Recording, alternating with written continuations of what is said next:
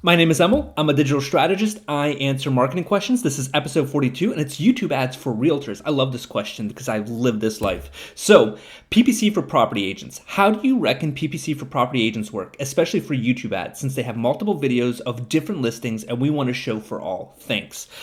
This is a phenomenal question. I think YouTube is the most undervalued resource a realtor could use right now. All around the country, I see some people doing it okay, but rarely do I see anybody doing excellent. What I'm going to cover in this video is how you should run ads for realtors on YouTube for maximum success.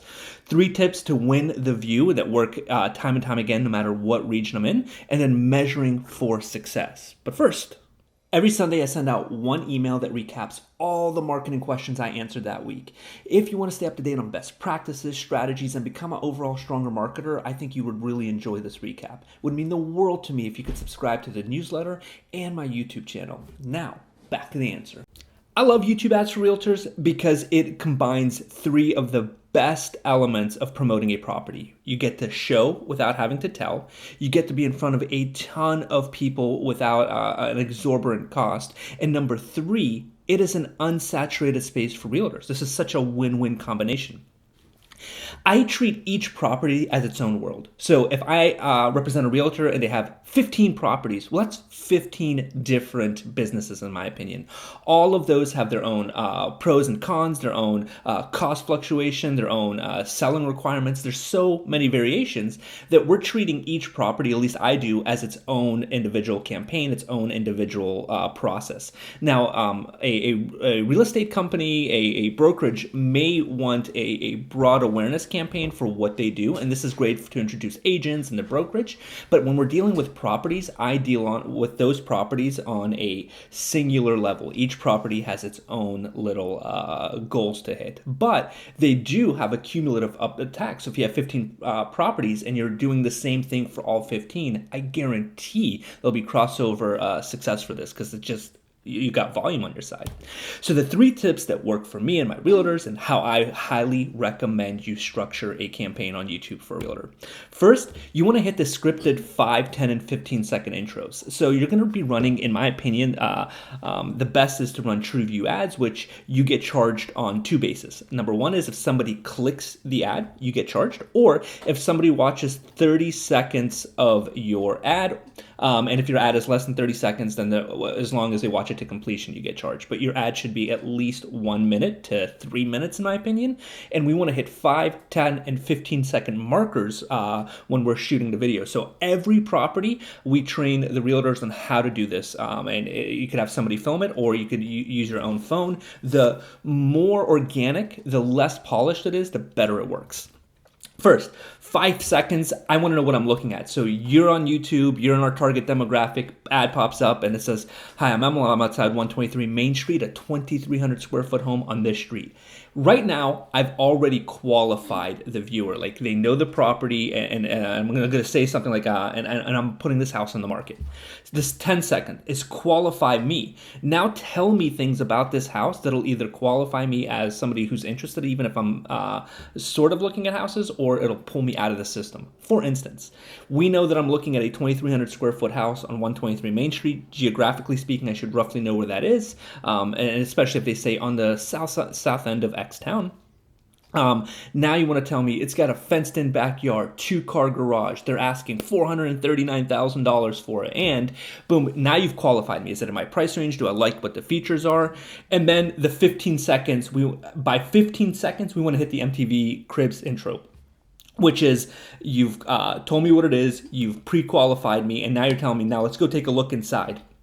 This is where a little B-roll comes in, a little transition, some music, and then you go and tour the house naturally. What I recommend here is take the footage that the real estate company has already paid for, and if it's a video walkthrough or a 3D model walkthrough, do it, and then have the realtor do a voiceover on top of that. Again, we're just trying to hit the 1 to 2 minute mark. We've already told people what this is. So that's tip 1, the 5, 10, and 15 second. Then the ad group structure. This is critical to me because when you're structuring YouTube ads, YouTube has a way of preferring a single property. This is one of the biggest reasons I like to do a different campaign for each house that we represent.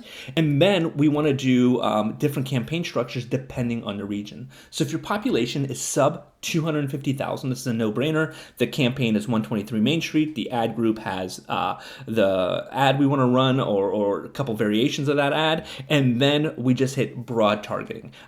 With a population of less than 250,000, going for TrueView in a regional area, you're not going to bust a budget doing this, and it'll get you the maximum exposure. It's a small population. We don't know who the relevant buyers are in this population that small. Now, if your population is greater than 250,000, then we're going to segment it with campaigns, not ad groups.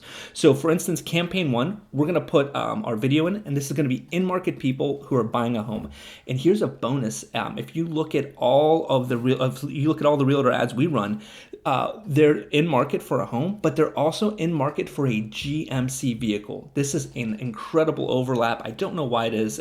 For the time being, this works. If you look at people who are in market for a GMC vehicle, the likelihood of them being in market for a home is pretty high. I just find that as a coincidence. So one campaign, not ad group, one campaign is just in market audience on YouTube for homes.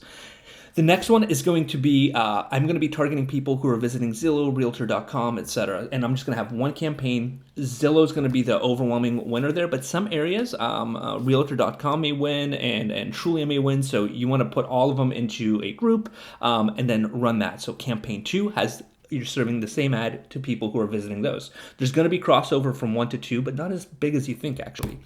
And then the third one is I will go and find all the website of the local realtor. So whoever realtor is, you just say, hey, I need a list of all the realtors that you're directly competing with in these areas and that are likely to have your market. Then I'll put them in like I did Zillow, create an ad group just based on people who are browsing these websites. And because we'll have like 15 or 20 real estate agents or real estate companies, you'll pass that limiting threshold of not enough available audience, and then you'll be able to serve them. So now we're serving in-market audience, we're serving people who are visiting platforms to view houses to buy, and then we're serving ads in front of people who are visiting local realtors. Phenomenal 3-step program there. Then the last tip is drone shot of B-roll.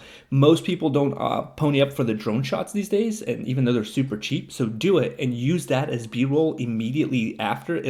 You'll see your view rates increase, and your goal is to get high view rates for these ads. You want to get it in front of as many people as possible.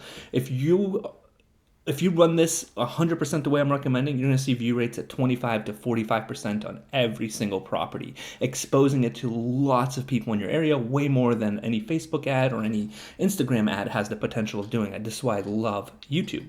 And when I'm measuring, I'm going to view which property got X amount of clicks, X amount of views, high view percentages, and calls and leads and showings, and I'm going to compare all that data. And you'll find a correlation that the houses that have longer view times have larger viewing audiences, and your CPM is actually going down on it because YouTube's saying, hey, thanks for serving such a relevant ad to these people. You'll find that it correlates with people inquiring about that property. And that's really what we want at the end of the day. It's just inquiries that turn into sales. And then every realtor, I train them to ask when they talk to somebody, especially if they haven't heard this person or the agent reaches out, hey, how'd you hear about our property? Every time. I know it sounds weird, but just ask, and you'll be shocked to see where all of these come from. So I hope this was helpful. I hope it added some value. If it did, please like the video and subscribe below. It would mean the world to me. As always, good luck and happy marketing.